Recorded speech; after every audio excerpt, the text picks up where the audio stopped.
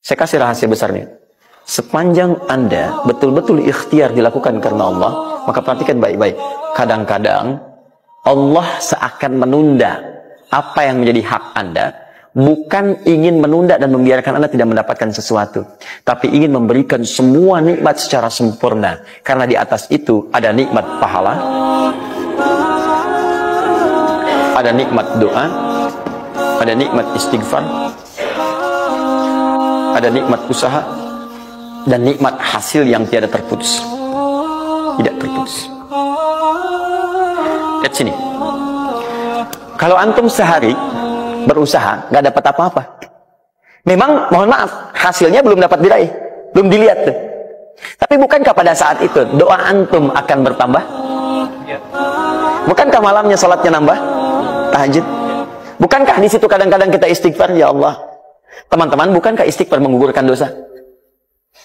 Bukankah berdoa menambah harapan, mengakumulasikan sesuatu? Bukankah tahajud menambah pahala lagi?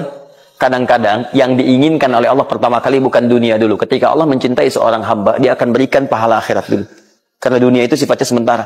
Hei fulan, kamu kemana aja? Kemarin kamu jauh dari saya, baru sekarang kamu pikir dekat dengan saya. Saya nggak pengen kasih dunia dulu, dunia itu kecil. Kalaupun di seekor sayap samuk sebelahnya, sebelah sayap nyamuk ada dunia itu, ada nilai. Saya kasih buat kamu deh, nggak ada nilainya. Ya, karena itu saya ingin kamu akhirat sempurna dulu. Saya ampuni dulu dosa-dosa kamu yang kemarin. Begitu sudah diampuni, hari kedua istighfar lagi diampuni, saya kasih pahala yang banyak. Begitu pahala udah dapat, dosa udah diampuni, baru dunia diakumulasikan. Karena hukum dunia itu, kalau antum usaha akan terus diberikan. Jadi nggak ada yang nggak dikasih. Jadi kalau antum sehari bekerja ini, kelihatannya nggak dapat apa-apa. Bukan nggak dapat apa-apa, disimpan untuk diakumulasikan. Nanti dosa antum tuh udah hilang, amalan udah banyak, antum dapat banyak. Kadang-kadang nggak sadar kalau saat dapat banyak itu sebetulnya itu hasil usaha antum sebelumnya. Itu teorinya begitu. Ya, jadi nggak ada yang nggak dapat apa-apa, semua akan dinilai. Sepanjang antum bergerak dikasih, dan antum buktinya hidup juga. Sampai ke hari itu kan masih hidup, bisa makan juga di hari itu, bisa beraktivitas juga, sehat juga dan sebagainya. Belum dapat apa. Makanya kata Nabi, yang hari itu ada makanan, dia orang kaya sebetulnya. Kalau besok masih ada lagi, kaya banget. Antum sampai sebulan masih ada cadangan. Ini kenapa kita mesti berkeluh kesah? Dan belum tentu hidup juga sampai besok. Yang tuh mau ngumpulin apa? Nah, maka prinsip yang terbaik adalah ketika antum berikhtiar, ikhtiar usaha yang maksimal. Tapi jangan khawatir kalau antum kerja sehari nggak dapat, 2 hari belum ada usaha. Jangan khawatir teman-teman sekalian. Rumus yang mengatakan semua ketika badan bergerak maka rezeki dituliskan untuk keluar. Tapi kadang-kadang ada yang Allah inginkan lebih besar dari apa yang Anda harapkan. Apa yang Allah harapkan ikutkan ke situ, maka Anda akan mendapatkan akumulasi bagiannya. Itu yang dilakukan oleh Sayyidah Hajar. Begitu beliau kemudian naik ke Marwah, nggak dapat, naik ke Safa, nggak dapat. Apa pernah tertuliskan dalam riwayat sedikit aja Sayyidah Hajar mengeluh? Tunjukkan kepada saya kitab mana yang pernah menunjukkan riwayat ketika bolak-balik itu kemudian Sayyidah Hajar berkata, ya Allah, saya kan istri Nabi, saya kesini memenuhi perintahmu, ya Allah, ini udah capek, kenapa belum turun juga? Pernah nggak? Kedua, ketiga, keempat, kelima, sampai ke yang ketujuh. Begitu sampai di Marwah, baru kemudian diakumulasikanlah itu. Apa yang terjadi? Ibunya yang usaha bolak-balik, bolak-balik.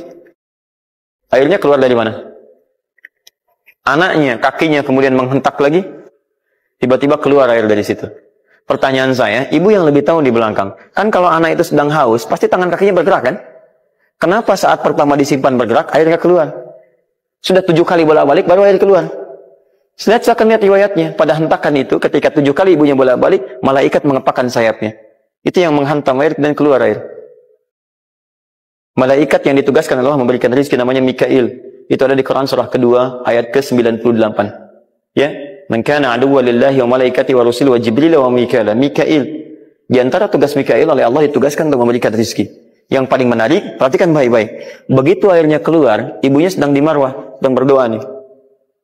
Makanya kalau sa'i di sofa ngadep ke kiblat berdoa dulu, ke Marwah ngadep ke kiblat berdoa dulu. Begitu sedang berdoa nyampe ke Marwah yang ketujuh, anaknya lebih kencang menangisnya. Ibunya mendengar suara nggak biasa, dikejar ke sini. Begitu kejar ada air. Apa kata ibunya? Lihat kalimatnya. Zam, zam, zam, zam. Ibunya tidak mengatakan ijma, tapi zam, zam, zam, zam. Zam itu artinya kumpul jangan berhenti, kumpul jangan berhenti, kumpul jangan berhenti. Sampai sekarang air itu tidak pernah berhenti. Perhatikan bagaimana akumulasi pekerjaan seorang ibu yang sangat serius menghasilkan rezeki bukan hanya untuk dirinya, untuk anaknya, cucunya, cicitnya, dan berganti generasi sampai kita sekarang. Maka boleh jadi kita berusaha bekerja, sehari belum dapat, 2 hari dagang belum dapat, tenang. Begitu antum 3 hari, tiba-tiba dagangan diborong habis. Itu sebetulnya usaha antum yang sebelumnya, tapi antum dapat bonus ampunan dosa, pahala, macam-macam. Maka jangan mengeluh. Dan jangan pernah antum sekali-kali, awas ya, awas, mengeluarkan kata-kata yang seakan-akan Allah menghentikan rezeki antum. Maka disitulah kesulitan paling sulit akan antum awali. Ya Allah, apa engkau nggak sayang dengan saya? Saya perlu usaha apa lagi? Kenapa belum diberikan juga? Dan sebagainya. Itu kadang-kadang membuat seseorang kalau sudah kehilangan arah seperti itu sampai meninggalkan agamanya. Itu yang paling fatal. Paham ya?